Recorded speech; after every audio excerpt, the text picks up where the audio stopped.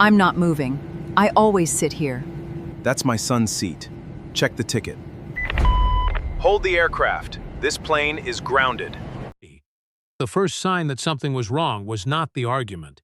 It was the way people looked at Marcus Hale before anyone had spoken to him. The man stood in the first row of the aircraft cabin, with a worn leather notebook in one hand and a boarding pass folded neatly between his fingers. At 28, Marcus had learned that people often decided what they thought of him before they learned anything about him. His dark brown skin, plain gray sweater, and quiet posture made strangers assume he belonged somewhere smaller than the spaces he actually moved through. Today, he was not thinking about assumptions. He was thinking about his son. Marcus had taken the overnight flight from Seattle to New York because 6-year-old Eli was having a medical procedure the following morning. Marcus could have sent an assistant. He could have taken a private aircraft. He could have avoided every inconvenience that came with commercial travel. But Eli had asked him to sit beside him, eat airport pancakes, and watch planes from the terminal window like they used to, before Marcus became the founder of a billion-dollar technology company. So Marcus chose the ordinary morning flight. Seat 2A was supposed to be ordinary too. He placed Eli's small backpack beneath the seat, checked the row number twice, and smiled when his son climbed into the window seat. "I still watch the clouds?" Eli asked. "If you wake up before me, you can," Marcus said. Eli grinned. "You always wake up first." Before Marcus could answer, a woman stopped beside the row. She appeared to be in her late 50s, dressed in a cream-colored jacket with a designer handbag resting on her shoulder. She looked at the boarding pass in Marcus's hand, then at Eli, then back at the seat. Her expression changed slightly. Not anger, confusion, something more familiar. Doubt. "Excuse me," she said. Marcus looked up. "Yes, I think there's been a mistake." Marcus glanced at the seat number. "I don't think so. This is 2A. Gave a small laugh, the kind people used when they believed they were correcting someone who simply did not understand. "I'm in 2A. Marcus turned his boarding pass toward her. "The system assigned seat to us." Her eyes moved over the ticket but did not seem interested in what it said. "I paid for this cabin," she replied. Marcus paused. "So did I." The woman looked past him toward the flight attendant preparing drinks near the galley. "Could someone help us?" Bidding was polite. The assumption underneath it was not. A flight attendant named Rachel approached with a tablet. "Is everything okay here?" The woman immediately spoke. "There seems to be some confusion. This gentleman is sitting in my seat." Marcus noticed the choice of words. Not "we have the same seat." Not "there may be an issue." She had already decided who the problem was. Rachel looked at both boarding passes. "I'll check the system." For a moment, Marcus thought the situation would end there. A quick scan. An apology. A correction. Instead, the woman leaned closer to Rachel and lowered her voice. "I just want to make sure there isn't some kind of mix-up. This is a premium cabin." Stand. Marcus heard the sentence clearly. So did Eli. The boy looked at his father. "Dad?" Marcus forced a calm smile. "It's okay?" But it was not okay. Not because of a seat. Not because of a woman who did not want to share space with him. It was because Marcus had spent years building companies where every decision was supposed to be measured by facts. Numbers, records, results. Yet here, before a single document was checked, someone had already created a story about him. Rachel tapped the tablet. "I see both names listed in this section." The woman crossed her arms. "That doesn't make sense. It means I need to verify the reservation details," Rachel said. Marcus reached into his bag and pulled out his phone, not to threaten anyone, not to call an executive, but because he wanted a record of the conversation. His company's legal team had taught him one simple habit after years of disputes. When something feels wrong, document the moment before anyone can rewrite it. The woman noticed the phone. Her expression hardened. "Are you recording me?" Marcus lowered it slightly. "I'm documenting the seating issue." Rachel looked uncomfortable. Around them, passengers were beginning to notice. Some stared at Marcus. Others stared at the woman. Nobody wanted to be the first person to decide what they were seeing. Then Rachel's tablet made a quiet notification sound. She looked at the screen again. Her face changed. "Mr. Hale," she said carefully. "Could I see your identification?" Marcus handed it over. Eli watched silently as his father gave the card to the flight attendant. The woman looked satisfied, as if the request proved something. She did not know what was written on that identification. She did not know why the flight attendant had suddenly stopped speaking, and she did not know that the next few minutes would turn a disagreement over a seat into a question the airline could not ignore. Because Marcus Hale was not just another passenger, but the reason that mattered was not the one people expected. Rachel looked at the identification card for only a few seconds, but Marcus noticed the hesitation. It was not surprise, it was calculation. The kind that happened when a person realized the situation in front of them was more complicated than the story they had already accepted. "Mr. Hale," Rachel said quietly, handing the card back, "I apologize. Your reservation is confirmed." The woman immediately looked at her. "Then why is there a problem?" Rachel turned the tablet slightly. "There are 2 reservations attached to this row." The woman frowned. "That's impossible. I'm checking the details now." Marcus noticed something unusual on the screen before Rachel angled it away. A reservation conflict. Not a passenger mistake, not a seat dispute. A system issue. That distinction mattered. The woman, however, seemed less interested in the technical problem than in who had been placed in the center of it. "So what happens now?" she asked. Rachel looked between them. "Normally, I would reseat 1 passenger if there was an error." "Good," the woman said immediately. Marcus heard the word. "Good. Not I hope we can fix this." Not I understand. A decision had already been made in her mind. Rachel noticed it too. However, the flight attendant continued, "I need to confirm which ticket was processed first, and whether this was caused by an equipment change." The woman's expression tightened. "You're boarding a full flight. Are you really going to delay everyone over 1 seat?" Marcus looked toward the aisle. People were still finding their places. A family was placing bags overhead. A man in a business suit was checking his watch. The ordinary rhythm of travel continued around them. That was what made situations like this difficult. Nobody wanted to become the reason hundreds of people were inconvenienced. Marcus understood that pressure. The woman understood it too. She was using it. "Rachel," Marcus said calmly, "can you verify the record before making any decision?" The woman looked at him. "You seem very confident." Marcus met her eyes.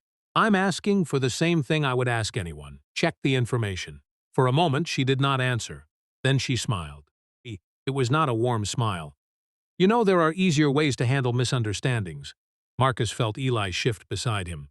His son was old enough to understand tone even when he did not understand the entire conversation. Marcus lowered his voice. "Put your headphones on for a minute." "But Dad, please." The boy obeyed, though he kept looking at his father. Rachel stepped away toward the galley, entering information into her tablet. Marcus watched her movements. Then he noticed another person watching, a man sitting across the aisle.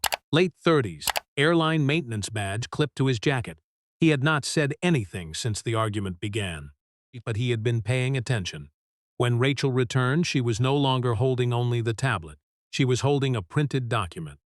"Mr. Hale," she said, "there is something unusual here." The woman immediately stood straighter. "What?" Rachel looked uncomfortable. The seat assignment was changed manually 3 hours before departure. Marcus looked at the woman. She looked away. A small detail, easy to miss but important. "Changed by who?" Marcus asked. Rachel hesitated. "I'm not supposed to discuss internal account information with other passengers." "Fair enough." The woman stepped forward. "And this is settled. Someone made a mistake." But Rachel did not move. "No." The woman blinked. "You?" Rachel looked at the paper. The change was not made by a passenger. The cabin became quieter, not silent. Just quieter. The kind of pause that happens when people realize the situation is no longer about 2 strangers arguing over a seat. "It was made through an internal customer service channel," Rachel continued. Marcus looked at the document. "Was there a reason?" Rachel read the note again. Her face changed. "There is a comment attached." The woman crossed her arms. "And?" Rachel looked uncomfortable. "It says the original seat holder was moved because the cabin assignment needed to be reviewed for suitability." Marcus felt something in his chest tighten. Not because he did not understand, because he did. A vague phrase. A harmless-sounding phrase. The kind of language that could hide almost anything. "Reviewed for suitability," Marcus repeated. Rachel nodded slowly. "Yes." Maintenance employee across the aisle finally spoke. "Rachel." Everyone looked toward him. He pointed at the printed page. "Can you check the timestamp?" Rachel looked at him. "Why?" "Because I remember something." He stood carefully. "My team replaced the seat module on this aircraft yesterday." The premium cabin was locked for inspection afterward. Marcus looked at him. The man continued. No customer service changes should have been made after that lock unless operations released it. Rachel checked the timestamp. The eyebrows lifted. The woman noticed. What? Rachel did not answer immediately. She looked toward the cockpit door, and toward the front galley. Ladies and gentlemen, she said quietly, I need to speak with my supervisor. The woman sighed. This is becoming ridiculous. But Marcus looked at the printed paper in Rachel's hand. The seat was no longer the issue. The issue was who had the authority to alter a passenger record, and why someone had altered his. Before the flight even left the gate, a simple seating conflict had become an operational question. And operational questions had rules. Rules that could not be ignored just because someone was uncomfortable with the person sitting in front of them. Rachel returned 3 minutes later with a supervisor named Daniel Brooks. Unlike Rachel, Daniel did not walk into the row looking for a solution between two passengers. He walked in looking for the source of a problem. That difference was small. Marcus noticed it immediately. Mr. Hale, Daniel said, keeping his voice low enough that the surrounding passengers would not hear every word, I'm the customer service lead for this flight. I've reviewed the seat assignment issue, and I need to ask you a few questions. Marcus nodded. Go ahead. Daniel glanced at the woman. And I'll need to speak with Ms. Whitmore as well. The woman lifted her chin. I don't understand why I'm being questioned. I'm the passenger who was assigned this seat. Daniel did not argue. That's exactly what we're trying to verify. Marcus appreciated the choice of words. Verify. Not accuse, not assume. Daniel looked at his tablet. Mr. L. Did anyone from our staff ask you to move before this conversation began? No. Did you request any seat changes? No. Did you speak with customer service before boarding? Daniel entered the answers. Then he turned, Ms. Whitmore. The woman folded her arms. No, I did not request a change either. Daniel paused. Did you speak with anyone from the airline today before boarding?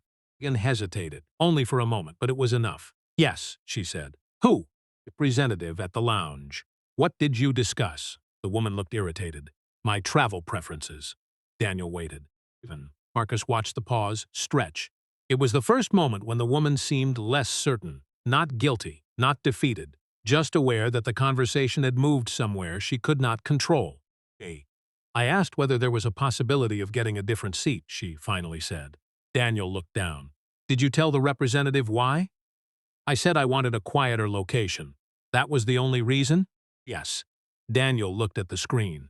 Marcus noticed the maintenance employee across the aisle was still watching. He had not moved. The man's attention was not on the argument anymore. It was on the process. That told Marcus something. This was not just an uncomfortable interaction. Someone had changed a record, and someone else had noticed. Daniel stepped slightly aside and spoke quietly with Rachel. Marcus could not hear everything, but he caught a few words. Overraid, restricted access, before boarding. Then Daniel walked back. Mr. Hale, I need to apologize. We are not going to depart until this is resolved. The woman's eyes widened. You're grounding the plane over this? A few passengers nearby looked up. The word traveled quickly. Grounding. Marcus saw the discomfort move through the cabin. People were no longer just watching a disagreement. They were wondering if their own plans were about to change. Daniel remained calm. The aircraft is not being grounded because of a seat dispute. And why? Because we have a potential unauthorized reservation modification connected to a restricted cabin system. The woman shook her head. That sounds dramatic. It's actually standard procedure, Daniel replied. The maintenance employee leaned slightly into the aisle. Daniel, the supervisor looked over. I can confirm the maintenance lock was active until 5:40 this morning. Daniel nodded. And the change happened at 5:52. The man looked serious. That shouldn't have been possible. Marcus looked at his watch. The timeline mattered. The change happened 12 minutes after the system restriction was removed. Someone had waited, or someone had known. Daniel stepped away again and made a call. Marcus watched Eli remove one side of his headphones. Marcus turned. We might be here a little longer. Are we missing the flight? Marcus smiled faintly. Maybe. Eli looked disappointed. Then he looked toward the woman. Did she take our seat? The question was quiet. But the woman heard it. For the first time, her expression changed. Not embarrassment. Something closer to discomfort. Marcus looked at his son. Big. Sometimes people make mistakes. Eli looked at the seat. Are mistakes supposed to make other people leave? Marcus did not answer immediately, because that was the question adults spent years trying to avoid. Then, a few rows behind them, another passenger quietly spoke. I was sitting here when they changed the boarding list. Everyone turned. It was a woman in a blue jacket holding a tablet. Rachel recognized her. Miss Carter? She nodded. I work in revenue operations. I wasn't going to get involved because I thought maybe I misunderstood. But I saw the list refresh. Daniel approached her. What did you see? The woman looked uncomfortable. The original assignment disappeared. Then the new assignment appeared. Whose assignment? She looked at Marcus. His. Marcus remained still. Did you see who made the change? The woman swallowed. No. A pause. But I saw the reason code. Daniel's expression changed. What reason code? The woman looked down. Priority adjustment. Nobody spoke for a second. Because priority adjustment was not a normal reason for moving a passenger. It was a category. A broad one. A category that could hide a legitimate operational need. Or hide someone using the system for a reason they did not want written clearly. Daniel looked at Rachel. Pull the audit trail. Rachel nodded. The woman beside Marcus looked suddenly less confident. Not because she had lost a seat. Because the record was beginning to tell a story. And this time, nobody was asking Marcus to prove he belonged. They were asking who decided he did not. Daniel Brooks did not announce the decision immediately. That was the first thing Marcus noticed. A person looking for a quick answer would have spoken loudly. They would have wanted everyone to hear that they were taking control. Daniel did the opposite. He stepped away from the passengers, opened the audit panel, and started reading. Because the moment a company realized a system might have been misused, the problem stopped being personal. It became procedural. Marcus had learned that lesson years earlier when his first company was still operating out of a borrowed office with second-hand desks. A mistake was rarely just one mistake. It was usually a chain of small choices that someone decided nobody would examine. Across the aisle, Miss Moore shifted in her seat. She looked at the people watching, then at Daniel, then back at Marcus. I still don't see why this has become such a big issue, she said. Marcus did not respond. Not because he had nothing to say, because he had learned that some conversations became harder when someone was trying to make him defend his right to be present. Rachel returned with the audit information.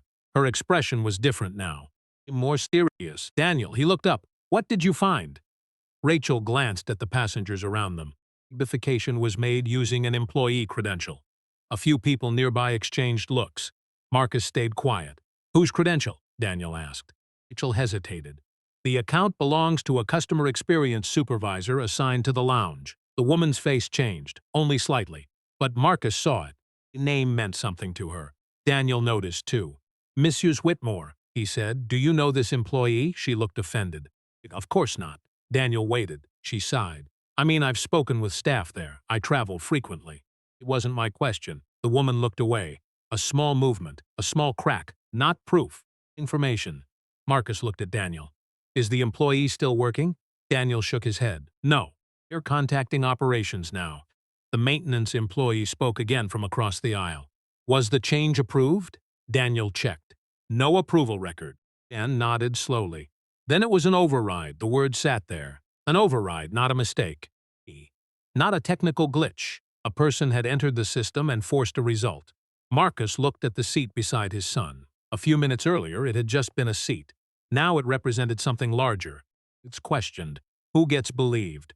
Who gets asked to move first? The flight attendant from the rear cabin approached Daniel. Captain wants an update. Daniel stepped aside. Marcus watched the exchange from a distance. The captain was not angry. That surprised him. There was no performance of authority. He asked questions. How was the change made? Who authorized it? Could the passenger record be restored safely? Marcus appreciated that. The people who understood responsibility rarely needed to announce it. A few minutes later, Daniel returned. Mr. Hale, Ms. Whitmore, I need both of you to know what happens next. The cabin became attentive again. The flight will remain at the gate while we complete an internal review. A passenger behind, Marcus sighed. Someone else muttered about missing a connection. Daniel continued. You're also restoring the original seating assignments. Ms. Whitmore looked at him. So I lose the seat? Daniel looked directly at her. The The seat was never assigned to you through the normal process. Her lips tightened. I was told it was available. That information appears to have been incorrect. She looked toward Marcus, making this sound like I did something wrong. Marcus finally answered. I don't know what you intended. His voice remained calm. But someone changed a record without authorization. The woman looked away. That answer seemed to bother her more than an accusation would have, because Marcus was not giving her an easy argument. He was not calling her a monster.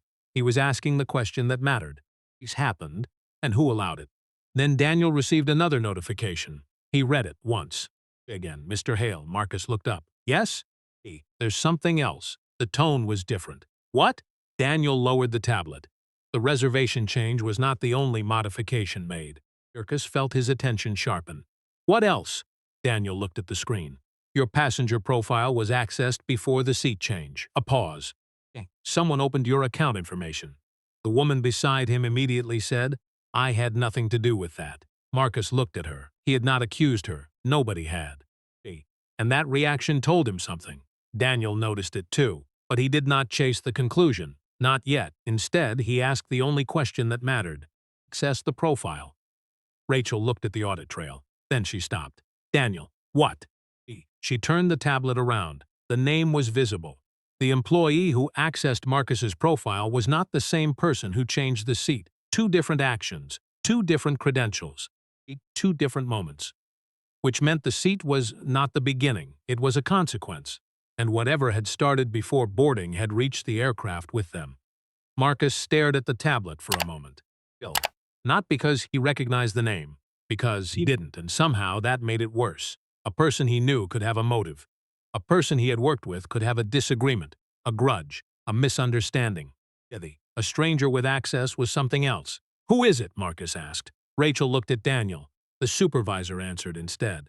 Employee is named Thomas Avery. He works in customer relations. Marcus waited. Nothing. The name meant nothing. I ever interacted with him? Daniel checked another screen. No record of direct contact. Then why would he access my profile? Nobody answered. Because nobody had a good answer. The woman beside him shifted in her seat. This is getting out of hand, she said. Daniel looked at her. Miss Moore, at this point we are not discussing a seat assignment. I understand that. Do you? His tone was not aggressive. That made it more effective. You're discussing unauthorized access to a passenger profile and an unauthorized change to a reservation. She looked toward the front of the cabin. I just wanted a different seat. Marcus studied her carefully. There was something different now. Earlier she had been certain. Now she was defensive. But Marcus had learned something important over the years. A person being defensive was not automatically a person being responsible. People protected themselves for many reasons. Fear, embarrassment, guilt. Sometimes all three looked the same. Daniel walked back toward the galley and made another call. Marcus watched the activity around him. The flight attendants were no longer pretending this was a minor inconvenience. The passengers were quieter. The ordinary sounds of boarding had disappeared. No overhead bins closing. No casual conversations. No laughter from people trying to find their rows. Just the hum of the aircraft systems and the occasional click of someone typing a message. Eli pulled his headphones down. Dad? Gibbs turned. Yeah? Are we in trouble? The question hit harder than anything else that had happened. Not because it was complicated. Because it was simple. Marcus crouched beside him. No, then why are people looking at us? Marcus looked around the cabin. That was a harder question. He could tell Eli the truth. He could explain assumptions, stereotypes, and how people sometimes decided who belonged before learning anything about them. But Eli was 6.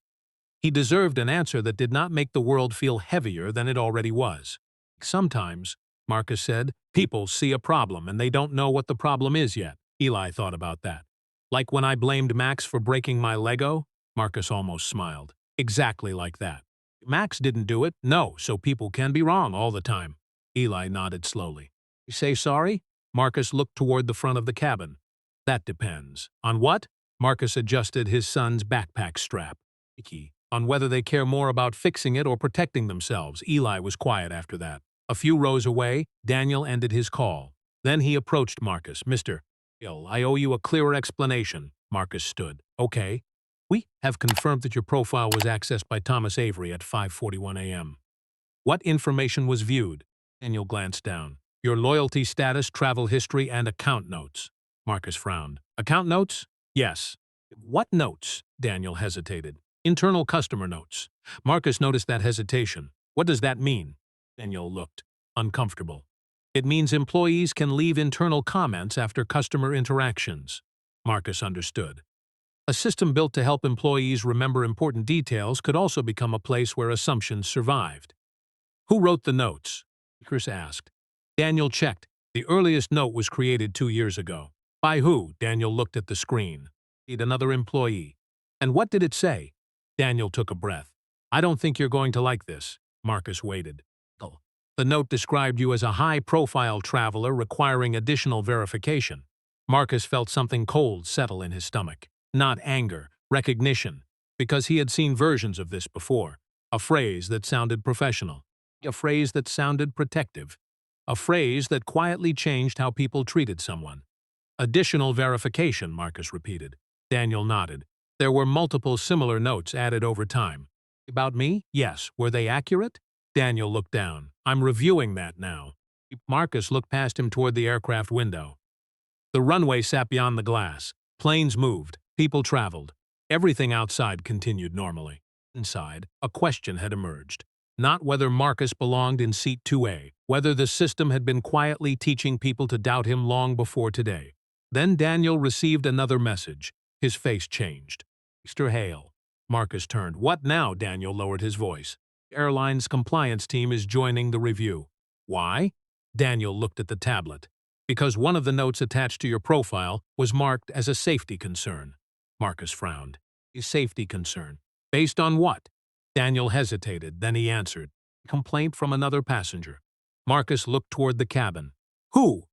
Daniel did not answer immediately, because the name had appeared on the screen. And this time Marcus recognized it. It belonged to someone sitting only a few feet away. Marcus looked at Daniel. Then he looked across the aisle. At first he thought he had misunderstood. The woman in the cream jacket sat exactly where she had been sitting since the beginning. Her handbag rested against her feet. Her hands were folded neatly in her lap. Miss Whitmore. The passenger who had claimed the seat. The passenger who had said she only wanted a quieter location. The passenger whose name was now attached to the note that had followed Marcus through the airline system. Daniel lowered his voice. The complaint was filed 18 months ago. Marcus did not take his eyes off her. What did it say? Daniel hesitated. That you made another passenger uncomfortable during a previous flight. The sentence was carefully chosen. Too carefully. Marcus noticed. What does uncomfortable mean? Daniel looked at the screen. The original report says there was concern about your behavior. Marcus almost laughed. Not because it was funny, because the wording was familiar. Vague enough to create suspicion. Flexible enough to justify almost anything afterward. Was there a specific incident? Marcus asked. Daniel scrolled.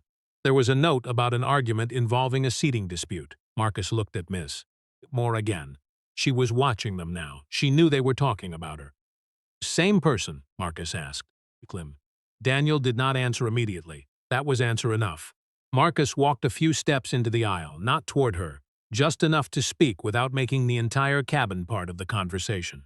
Miss Whitmore. She looked up. Yes, I have a question. Your expression hardened.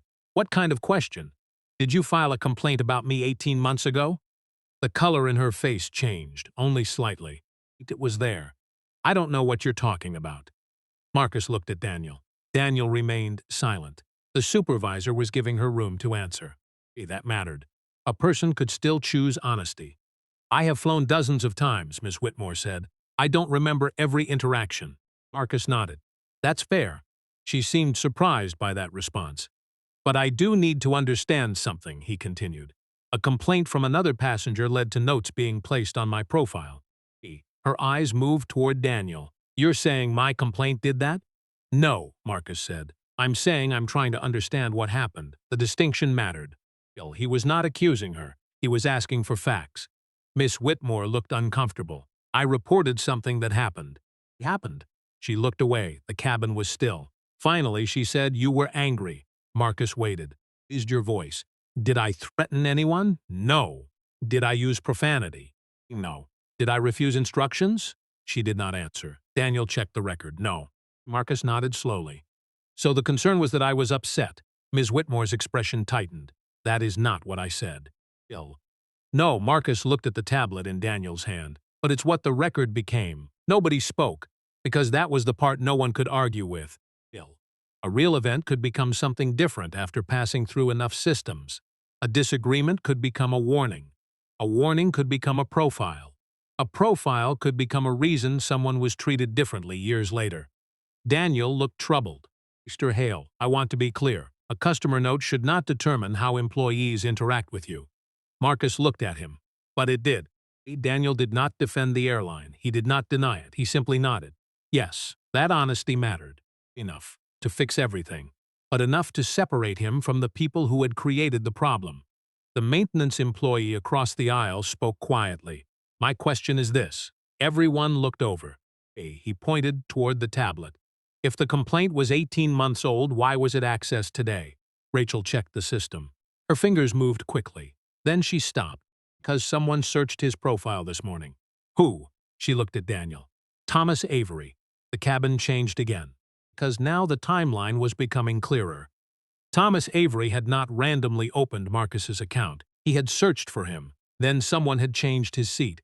Then the system had flagged him as a concern. 3 separate actions, 3 connected moments. Daniel looked toward Marcus. Mr. Hale, I need to ask you something. Marcus nodded. Okay, before today, did you have any interaction with Thomas Avery? Marcus thought. No. Have you had any disputes with this airline? No. Any complaints? Marcus paused. Then he remembered. It was one. Daniel looked up. When? 2 years ago. What happened? Marcus looked at Eli. His son was watching again. So Marcus kept his voice steady. I complained after an employee accused my wife of using someone else's ticket. Rachel looked up. Your wife? Marcus nodded. She had her identification. The name matched. The issue was resolved. Daniel checked. Was that complaint closed? Yes. Did anyone apologize? Marcus was quiet. No. That answer carried more weight than anger would have, because the complaint had not created a scandal. It had not destroyed anyone's career. It had simply remained. A small unresolved moment, stored somewhere, waiting for another person to find it. Daniel looked back at the audit trail. Then his expression changed. Mr. Hale.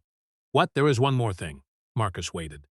The person who searched your profile did not just view the old complaint. Daniel turned the tablet. He reopened it. Marcus stared at the screen. Why? Bill, Daniel looked toward the front of the aircraft. Because someone requested a new review. Who requested it? Daniel swallowed. The request was made from inside the airline. A pause. By the same department that approved the seat change. For the first time that morning, Marcus felt the situation move beyond one person. The seat, the complaint, the assumption. They were pieces of the same machine, and somewhere inside that machine, someone had decided that a problem from 2 years ago could become a reason to question him again. The flight was still at the gate, but Marcus understood something now. The plane had not been delayed because of a seat. It had been delayed because someone had touched a record they were never supposed to use that way. And the airline was about to find out whether it was willing to uncover the mistake or protect it. Daniel did not immediately answer. That was what worried Marcus most. Not the delay, not the investigation, the silence. People who wanted to solve problems usually moved quickly toward facts. And people who wanted to protect something usually needed time to decide what version of the facts they could survive. The supervisor looked down at the tablet again. The request came from the Customer Experience Division. Marcus nodded slowly. The same division that changed my seat. Yes. And the same division that accessed my profile. Daniel looked uncomfortable. Yes. Marcus glanced toward the front of the cabin. So someone inside that department reopened an old complaint, reviewed my account, and changed my seat assignment before I boarded. That appears to be what happened. Appears? Daniel met his eyes, because we still need to determine intent. No. Marcus respected that answer. Intent mattered. It mattered legally. It mattered professionally. It mattered because a mistake and a pattern were not the same thing. Neither was harmless. The woman in the cream jacket interrupted. I think everyone is jumping to conclusions. Marcus looked at her. She continued. Asked for a seat change, that is all. Daniel turned. Mrs. Whitmore, did anyone from our staff tell you, Mr. Hale's seat was available. She hesitated. Who? I don't remember. Daniel nodded. Was it the lounge representative? Yes. Did that person tell you why the seat was available? The woman looked annoyed.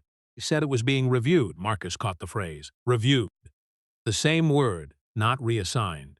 Not released, reviewed. A word designed to sound temporary. Daniel noticed too. What exactly did they tell you? The woman looked around the cabin. The attention was uncomfortable now. I don't remember every detail. That's okay, Daniel said. Just what you remember. She looked at the floor. They said there was a situation with the passenger. Marcus stayed still. What kind of situation? I don't know. But you believe there was one. She looked at him. I trusted the airline. Marcus nodded. That was the most honest thing she had said. Because that was the dangerous part. Systems had authority. People trusted systems. And when a system carried a hidden assumption, ordinary people could become part of the harm without ever seeing the machinery behind it. Rachel approached Daniel. The captain is asking if we have a timeline. Daniel looked toward the cockpit, then back. We need another 10 minutes. Rachel nodded. Before she walked away, the maintenance employee stopped her. Rachel, she turned. The original seat lock. What about it? Check who released it. Daniel looked over. I thought operations released the restriction. The man shook his head. That's what the system shows. But, he pointed toward the maintenance report. The release code was entered manually. Daniel frowned. By operations? And checked. No, a pause. By customer experience. Marcus felt Eli's hand touch his arm. Dad? He looked down. It's okay. But even Marcus could hear the difference in his own voice. This was no longer just about a person making a bad assumption. A department had found a way around a control designed to prevent unauthorized changes. The seat was simply where the problem became visible. Daniel walked away again. This time, Marcus followed. Daniel. The supervisor stopped.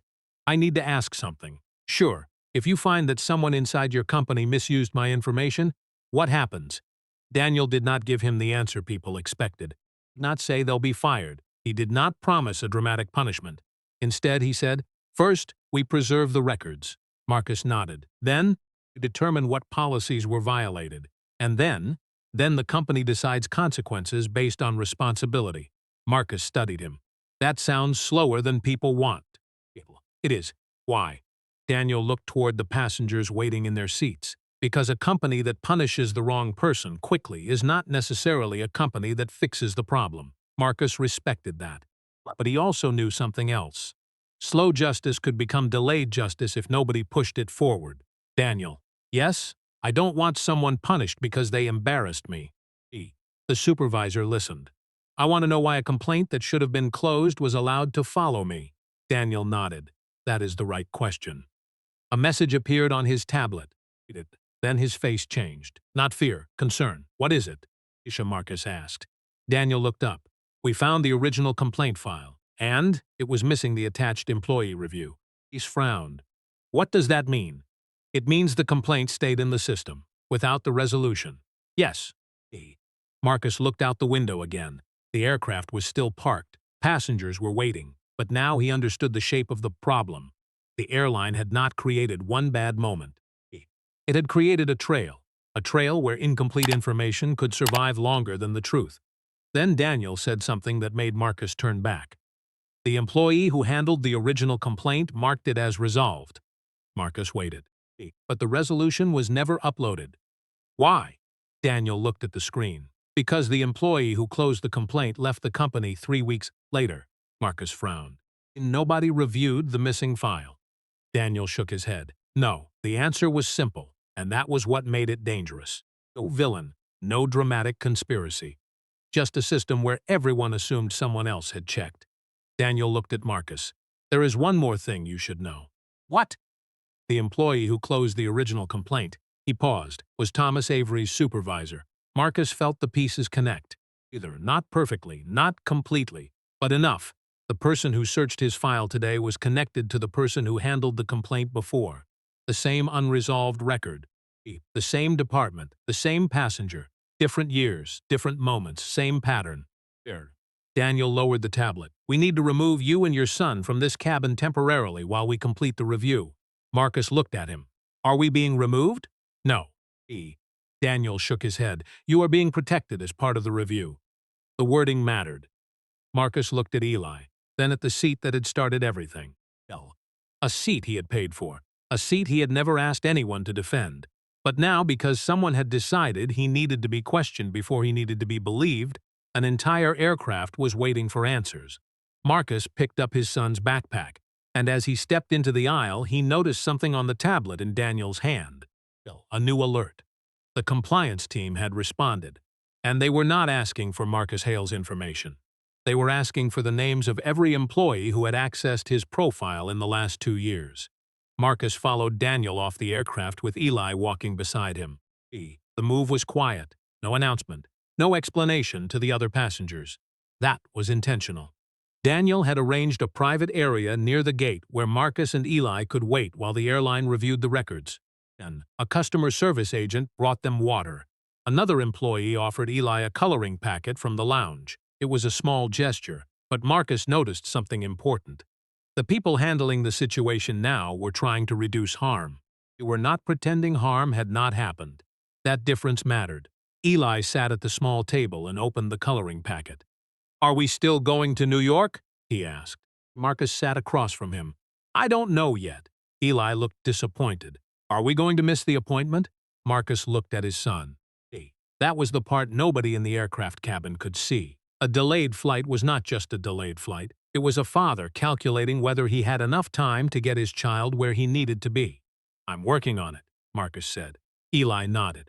He accepted that answer because children often trusted the people who loved them more than the people who had authority over them. Marcus's phone vibrated. A message from his assistant appeared. Saw the travel alert. Are you okay? Peters typed back. I'm fine. Don't escalate yet. He stopped before sending. Then he deleted the message. Don't escalate yet. The phrase bothered him, because it sounded like the instinct he had spent years fighting against, the assumption that powerful people solved problems by applying pressure until everyone else moved. Marcus did not want that. Not today. Not with Eli sitting across from him. He sent a different message. I'm okay. Please find out if my original appointment can be adjusted. No public response. Then he put the phone away. A few minutes later, Daniel returned. He looked tired. Not defeated, just carrying the weight of information. Mr. Hale. Marcus stood. What did you find? Daniel sat down across from him.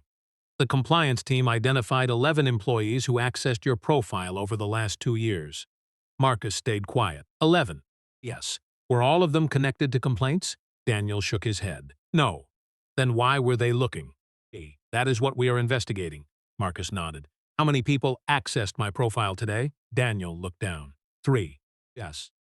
Who? Daniel hesitated. Thomas Avery, lounge supervisor who processed Ms. Whitmore's request, and 1 additional employee. Who? A regional customer experience manager. Frisch frowned. Someone above them? Yes. The answer changed the shape of the situation, because a single employee could be careless. A department could be broken. But leadership involvement meant the question became larger. Why did the regional manager access my profile? Daniel looked at his tablet. We don't know yet. Marcus looked through the glass wall toward the gate. The aircraft remained parked. Passengers were still waiting. People were probably angry. Some were probably blaming him. He knew how quickly stories formed. A black man in first class, a delayed plane, a disagreement. People rarely waited for the full version. Daniel said, We found something else in the original complaint. Marcus looked back. What? The complaint was not actually about you. Marcus frowned. Explain. Daniel opened a file. The employee who recorded it wrote that the other passenger felt uncomfortable during the interaction. Because of what? Daniel looked at the page. The complaint was submitted after you challenged an employee's decision. Marcus remembered. The flight, the employee. The conversation with his wife. The decision. Daniel looked up. You asked why your wife was being questioned when another passenger was not. Marcus felt his jaw tighten, not because the memory was painful, because he remembered the details. His wife standing beside him, her documents ready, her voice getting quieter as the employee kept asking the same questions, and Marcus asking why. Just why. That was the whole incident. Yes. Did the employee apologize? No. Document their mistake? No. Daniel closed the file. The complaint appears to have recorded your reaction, but not the event that caused it. Marcus looked away. That was the sentence, not the event, the reaction. A pattern he had seen before. People often remembered the moment someone stopped accepting unfair treatment. He forgot what pushed them there. Daniel leaned forward. "Mr. Hale, I want to ask you something." "Okay." If the compliance team finds that these notes created a pattern of unequal treatment, what would you want?" Marcus looked at Eli. His son was coloring a picture of an airplane. The wings were too large, the windows were uneven. But Eli was smiling.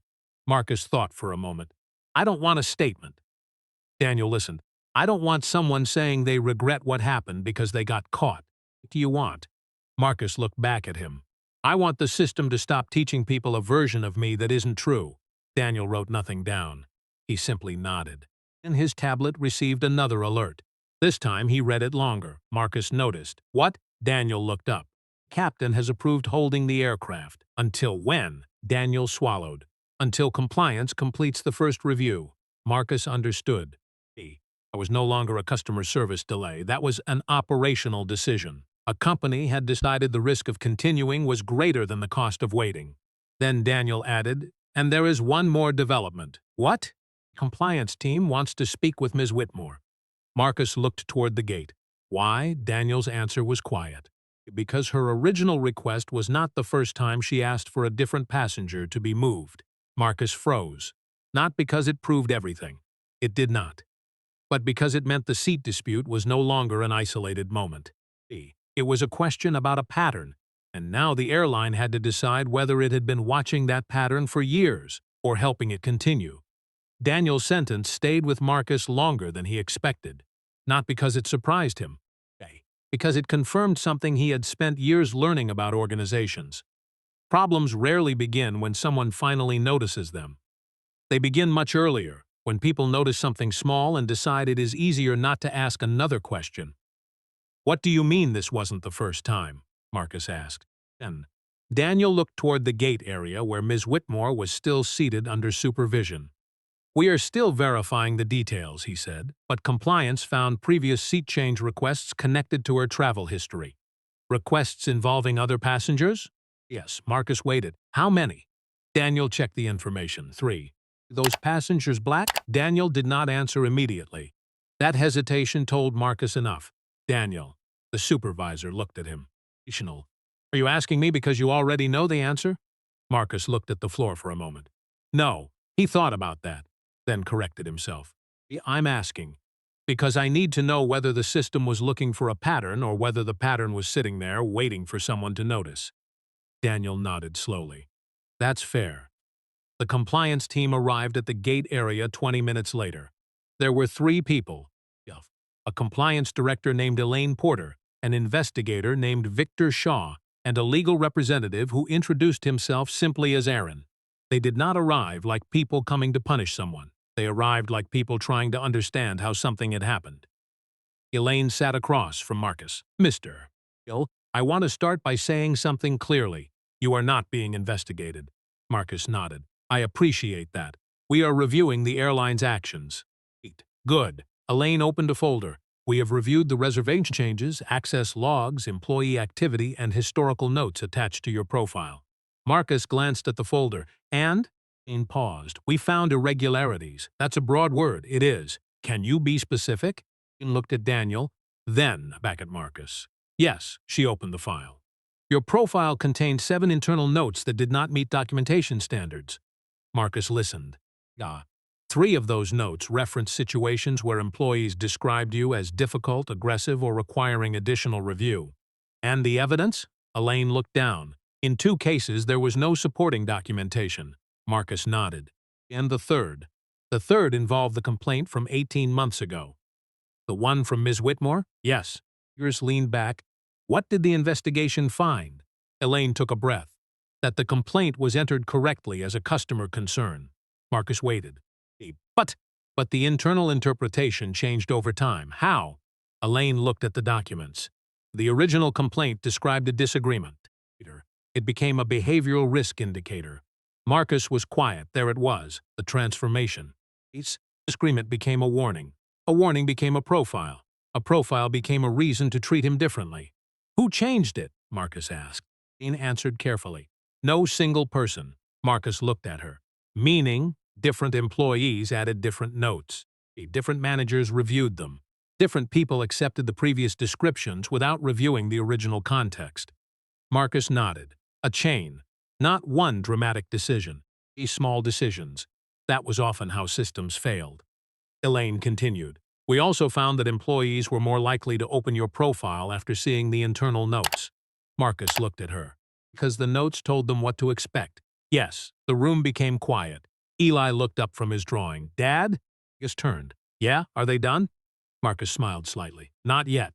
Eli nodded and went back to coloring. Elaine noticed. Is he your son? Yes. Was he the reason for your trip?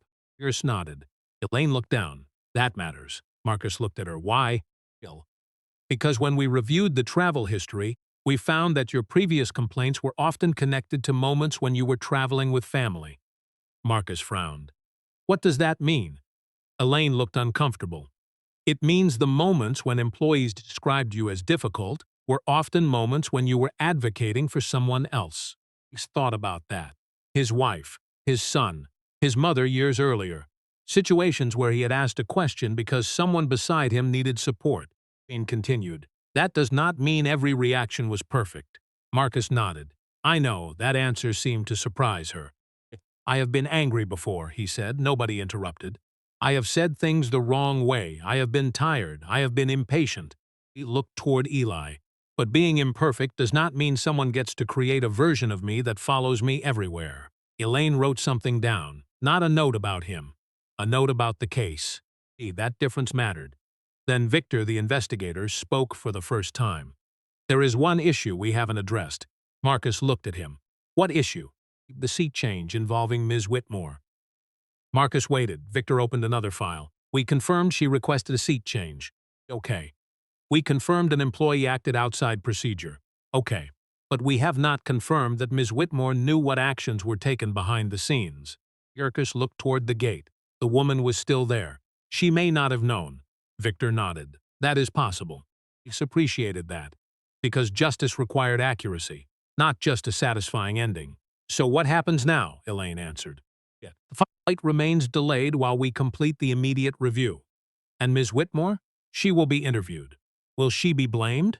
Jane looked at him. That depends on what the evidence shows. Marcus nodded.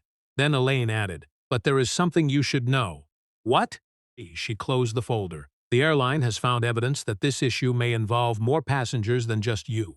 Marcus looked at her. How many? We don't know yet. And what does that mean? Elaine looked toward the aircraft sitting behind the glass.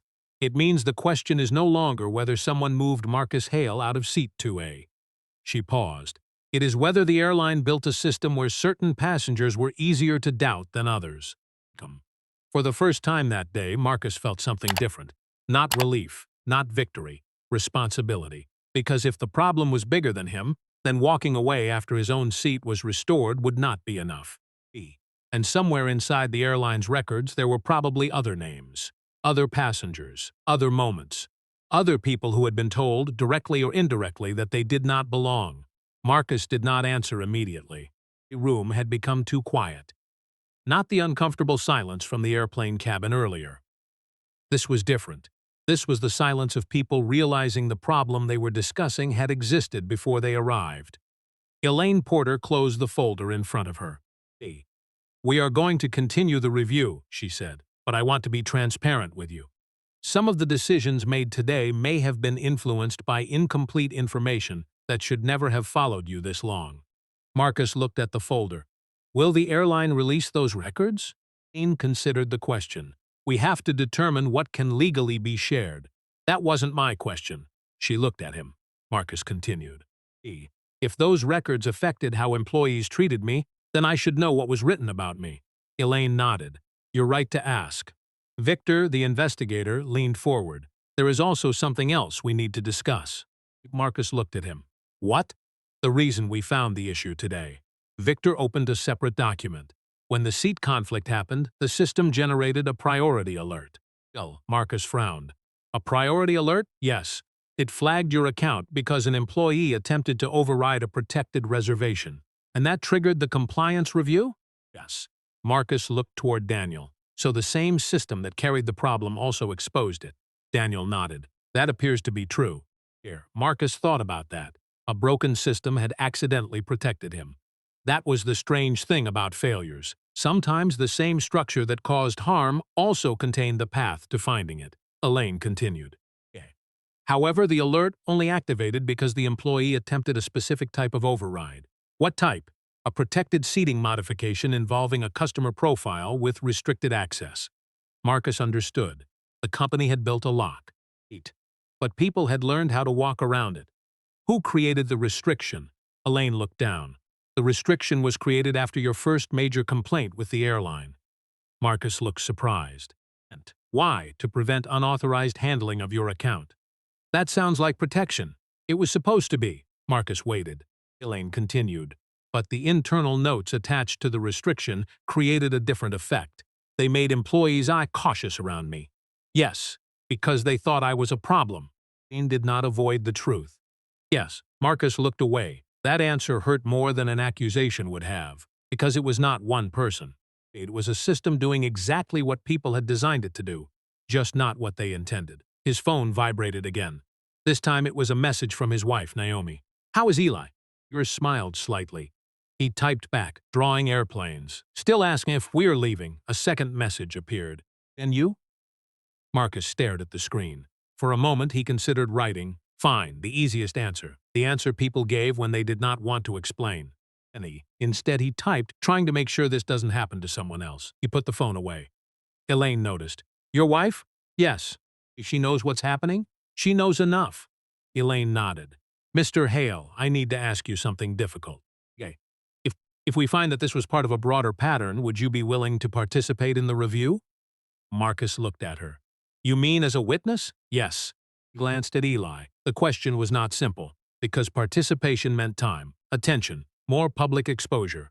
It meant turning a personal problem into something larger. Years earlier, Marcus might have said yes immediately. Now he understood that every choice had a cost. I need to know something first. What? What happens to the people who come forward after me? Elaine looked at him. What do you mean?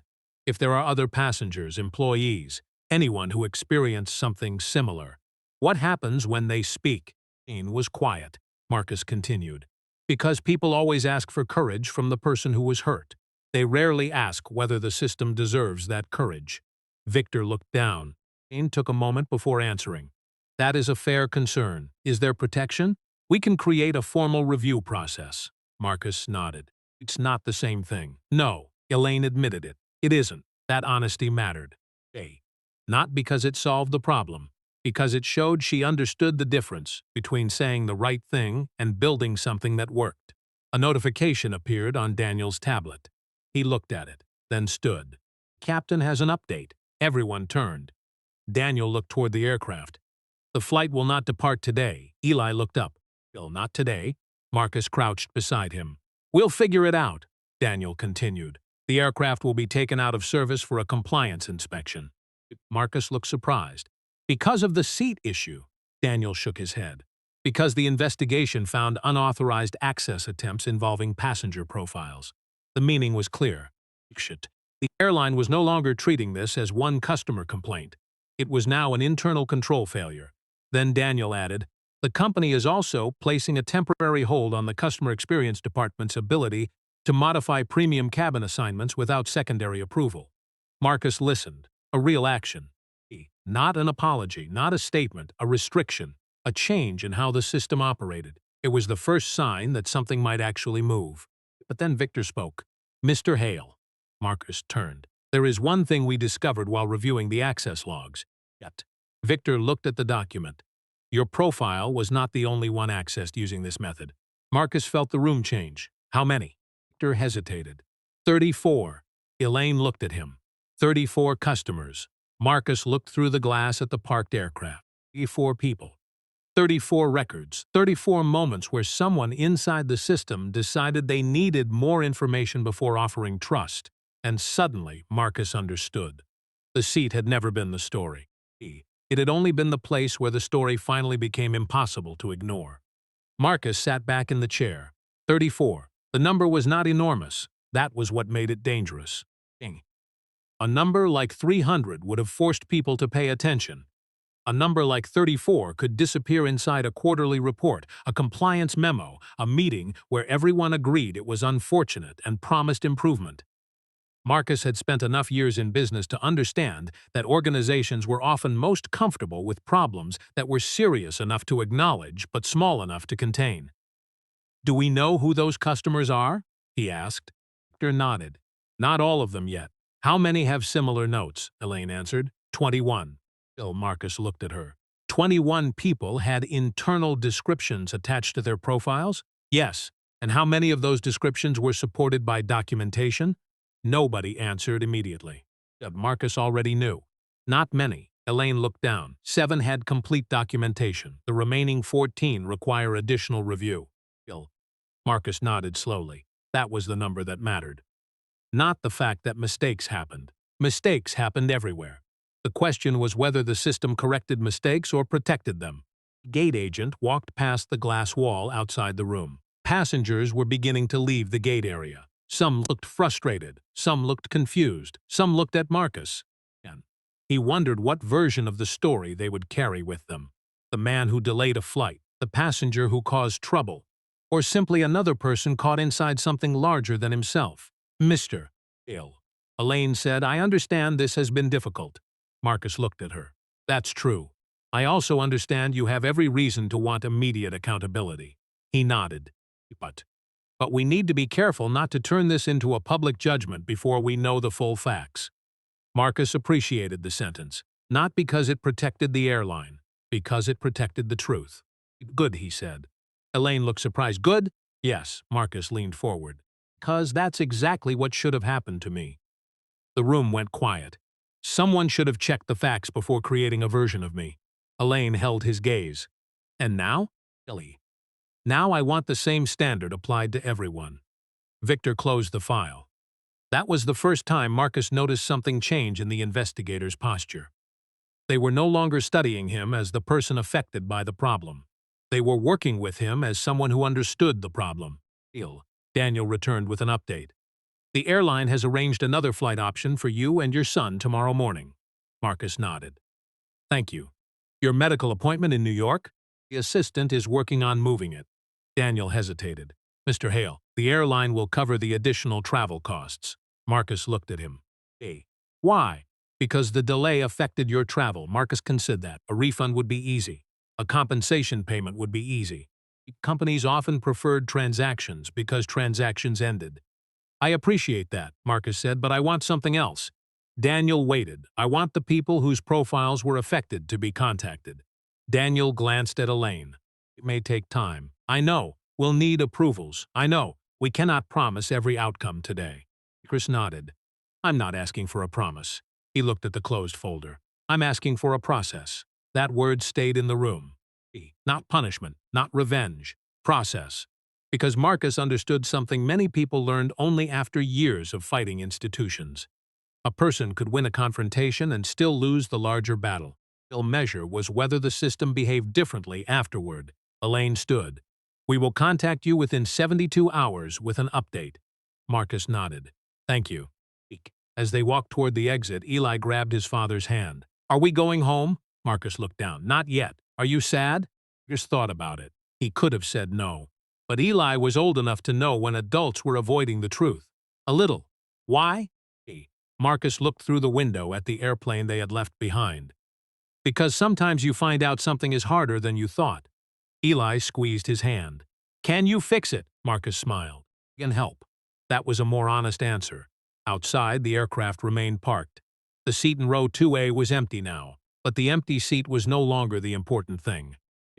The important thing was what the airline would do with everything that had been uncovered. And 3 days later, when Marcus opened the message from compliance, he would learn that the review had found something nobody expected.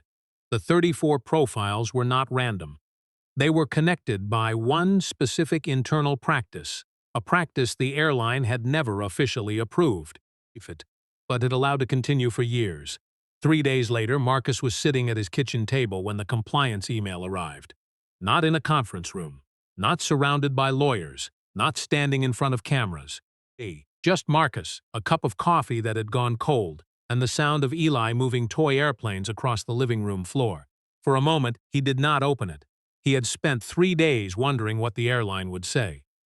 There were only a few possibilities. They could minimize it. They could blame individual employees. They could call it a misunderstanding. Or they could admit that something deeper had happened. Marcus opened the message. The subject line was simple. A compliance review update. Passenger profile access investigation, he read slowly. Not because the words were complicated, because every sentence represented a decision someone had made. The review confirmed that 34 passenger profiles had been accessed using a similar pattern.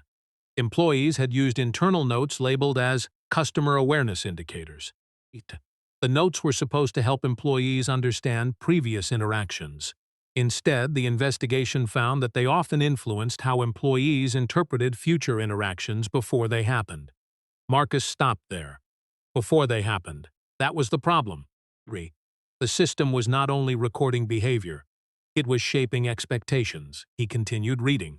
The airline had found that employees in certain customer-facing roles had informally used the notes to determine which passengers required additional attention. But the company had never created a formal policy allowing that practice. It had grown through habit. One employee copied another. One manager accepted another manager's judgment. One note became another note, until a person could walk into an airport carrying a history they never knew existed. Marcus leaned back. He thought about the first moment on the plane, the woman looking at his seat. The assumption arriving before the evidence at the time, he had thought the problem was one person. He understood the person had only been the final link. His phone rang. Naomi. He answered. "How's Eli?" "In the living room, flying a plastic airplane into a blanket mountain." Marcus smiled. "That sounds about right." A pause. "Got the report?" "Yes. And?" Marcus looked at the email again. They found a pattern. Naomi was quiet. "Are you okay?" Marcus looked around the kitchen. The question sounded simple, but after everything, simple questions felt heavier. "Hey, I'm tired. That's honest. I thought getting the answer would feel better. And it doesn't." Marcus shook his head, even though she could not see him. No, because the answer had not erased the experience. It had only explained it. Naomi was quiet for a moment. "Are you going to keep going?" Marcus looked toward the living room. Eli was now making engine sounds. "I don't know." That was the first time he admitted it. Not to the airline, to the investigators, to himself. Because continuing meant something. More meetings, more questions. More moments where people would discuss his experience like it was a case instead of something he lived through. "You don't have to become responsible for fixing everything," Naomi said. Marcus closed his eyes. "I know, do you?" He smiled slightly. "Fair question." Naomi laughed softly, a normal sound, a human sound. Something that reminded him the story was not only about what happened in the airplane. It was also about everything that existed outside it. Later that afternoon, Marcus joined a video meeting with Elaine and Victor. This time, the tone was different. They were not investigating what happened to him. They were explaining what would happen next. Elaine shared the findings. The airline has completed the first phase of corrective action. Marcus listened. Customer profile notes are being restricted. How? Employees will no longer see historical behavioral descriptions without documented justification. Marcus nodded. Good. Second, all previous notes are being reviewed. Who? An independent compliance group. Not customer experience? No, that mattered.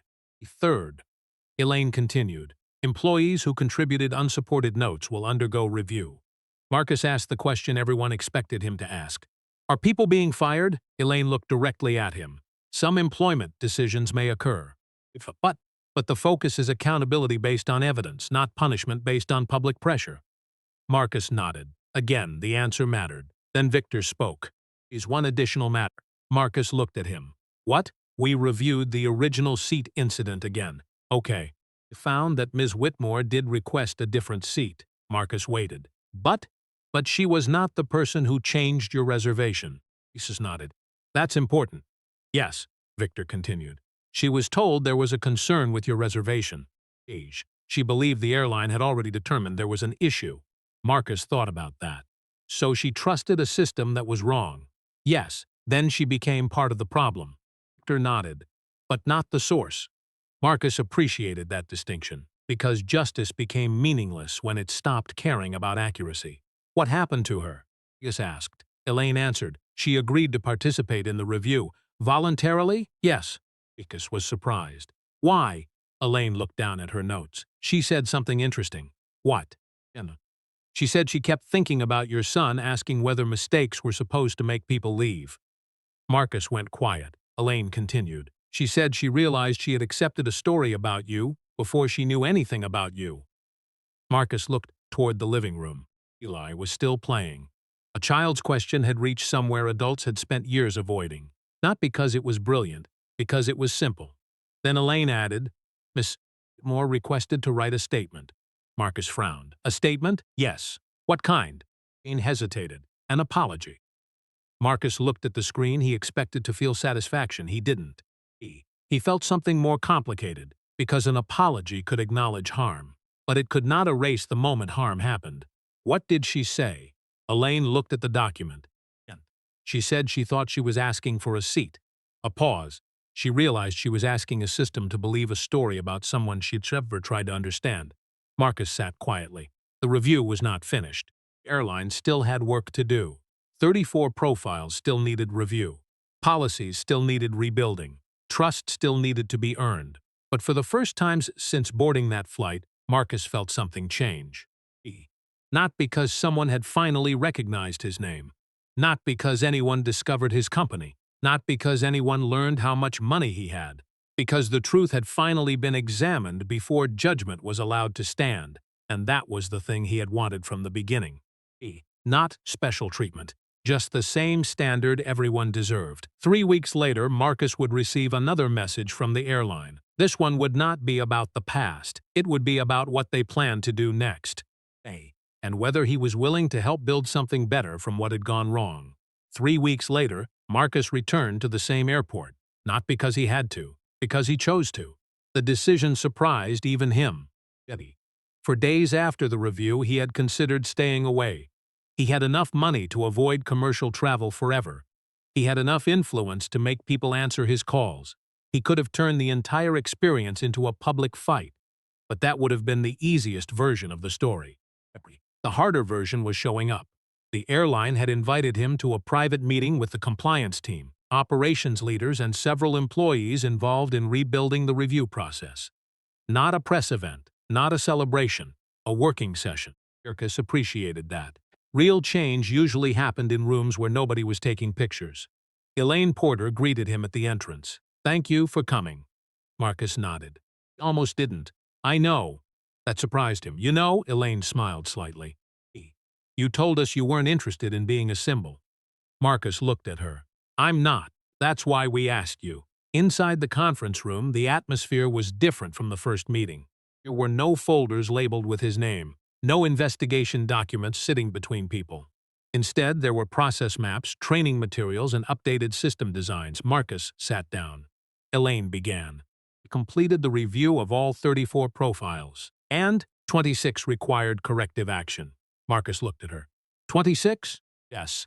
What happened? Elaine explained carefully. Some notes were removed. Some records were corrected. Some employees received additional training. A smaller number faced formal discipline after investigators determined they knowingly added unsupported descriptions or used internal information outside policy. Marcus listened. And the other 8? 7 were properly documented interactions. And the 8th? Elaine paused. The 8th was incomplete. We could not verify whether the note was accurate. Marcus nodded. So it was removed. Yes, that answer mattered. Not every uncertainty needed to become a permanent judgment. Victor joined the conversation. He also reviewed employee behavior. Marcus looked at him. What did you find? A lot of people believed they were following expectations that were never actually written. Marcus leaned back. So the culture filled in the blanks. Yes, Victor continued. Some employees thought they were protecting the company. They believed identifying difficult customers helped avoid conflict. Marcus looked at the documents on the table. And instead they created a system where certain customers started every interaction with less trust. Nobody tried to soften the sentence. That was progress. Marcus looked at Elaine. What about the employees who stayed silent? Elaine knew what he meant. The people who saw questionable notes but did not challenge them. Yes. She nodded. That is part of the training changes. How? We are adding a responsibility requirement for supervisors. If an employee sees a pattern of unsupported concerns, they have an obligation to question the source. Hicks nodded. A policy, not a slogan, a responsibility. Then the door opened. As Whitmore entered, Marcus was not expecting that. She looked different, not transformed. Just less certain. She sat across from him. I wasn't sure you would want me here. Marcus studied her. I wasn't sure either. She nodded. That's fair. For a moment, neither spoke. Then she placed a letter on the table. I wrote this. Marcus did not touch it. You don't have to read it now. Okay. She looked down. I have been thinking about what happened. Marcus waited. I keep wanting to explain what I thought. That's normal. But I realized something. She looked at him. Explaining my assumption does not change what it did. Marcus said nothing. Because that was the first truly useful thing she had said. Not, I didn't mean it, not, I'm not that kind of person. Just an acknowledgement of impact. I should have asked questions, she continued. Marcus nodded. Yes, she accepted that. I should have waited for facts. Yes. And I should not have trusted a vague explanation because it made me comfortable. The room stayed quiet, no dramatic apology. No perfect forgiveness, just two people sitting with something complicated. Marcus finally spoke. I appreciate you saying that. She looked relieved. But, Marcus continued, I don't know what happens after this. She nodded. I understand. That was enough. Not every wound closed because someone said the right words. Sometimes repair meant accepting that trust returned slowly. After the meeting, Marcus walked through the airport with Eli. They stopped near the large windows overlooking the runway. The same place where they had once watched planes before everything changed. Eli pointed. That one is going to New York. Marcus smiled. You think so? Yes. Why? Because it's pointed that way. Marcus laughed softly. A child's logic. He's direct. Sometimes better than adults made things. His phone buzzed. A message from Elaine. The airline's updated customer review policy had been approved. The new system would remove informal behavioral labels and require documented context before previous interactions could influence future service decisions. A small change. Not the end of the work, but a beginning. Marcus put the phone away. The airport moved around them. Announcements, rolling luggage, people rushing toward gates. Ordinary life continuing. And this time Marcus was not watching from the outside. He was simply there. 3 months later, another message would arrive. Not from the airline. From someone who had read about the review process. Someone who had a story of their own. And this time, Marcus would have to decide whether his responsibility ended with getting his own seat back, or whether it had become something larger. 3 months later, Marcus received a message from a woman he had never met. Her name was Tasha Green. She was not a billionaire. She was not a company founder. She was a nurse from Ohio who had never been featured in a newspaper, never spoken at a conference, and never expected anyone outside her family to know her name. Her message was short. She wrote that after reading about the airline review, she remembered an incident from 2 years earlier. A hospital travel program had marked her as uncooperative after she questioned why her elderly father was being treated differently during a medical trip. She did not know if the label had affected anything. She only knew that afterward, conversations changed. People expected difficulty before she ever spoke. Marcus read the message twice, then he closed his laptop. This was the moment he had been avoiding. The moment when a personal experience became something larger. He called Elaine. I think this is what we were afraid of. Elaine understood immediately. We expected more people to come forward. Marcus looked toward the window of his office. Outside, the city moved normally. Cars, people, ordinary problems, ordinary lives. What happens now? He asked. Elaine answered carefully. Now we apply what we learned. That was the difference. Months earlier, Marcus would have expected a dramatic response. A public announcement. A powerful person making a decision. But real repair was rarely dramatic. It was meetings, reviews, policies. People doing the uncomfortable work of changing habits they had accepted for years. The airline had completed its reforms. Customer profile notes were redesigned.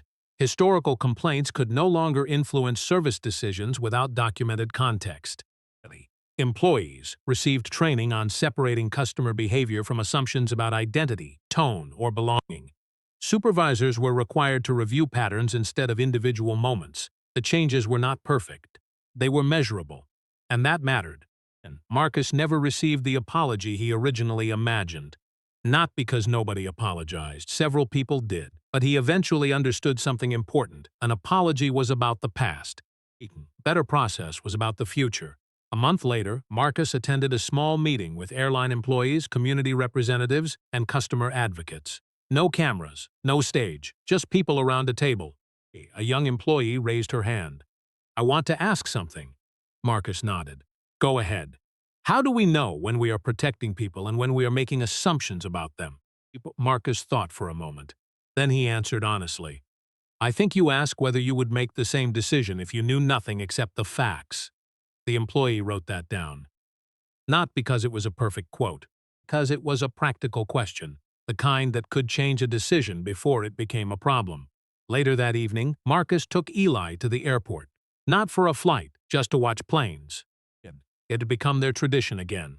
They sat near the windows with 2 cups of hot chocolate. Eli pointed toward the runway. "Is that the plane we were on?" Marcus smiled. "No, good." Marcus laughed. "Why good? Because that one was trouble." Marcus looked out at the aircraft moving across the runway. He thought about the seat, the complaint, the notes, the people who stayed silent, the people who finally spoke, the system that failed, and the people who decided it could be rebuilt. "It was," Marcus said. Eli looked at him. "But?" Marcus watched a plane lift into the sky. "But trouble can teach people where something needs to be fixed." Eli considered that. Then he returned to his hot chocolate. A child's ability to move forward was sometimes a gift adults forgot they had. Marcus's phone vibrated. A new message, not from the airline, not from the media. From Tasha. She decided to file a formal review request through her employer's process. Not because she expected a miracle, because now she knew the process existed. Marcus looked at the message. For a moment, he considered stepping away. He had done enough. His own situation was resolved. His seat had been restored. His name had been cleared. The story could end there, and maybe it should have. But he remembered what he told Elaine. The system only changed when people were willing to examine what happened after the spotlight moved away. Marcus typed a reply. "I can't promise what the outcome will be, but I can help you understand the process." He pressed send. Then he put the phone away. The flight from that morning had never been about a seat.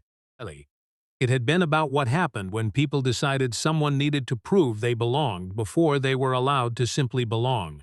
And the answer was not found in one person's power. It was found in what happened after everyone finally looked at the record. The plane had been grounded. The system had been examined. The harm had been acknowledged. And the work of making sure fewer people experienced the same thing had finally begun.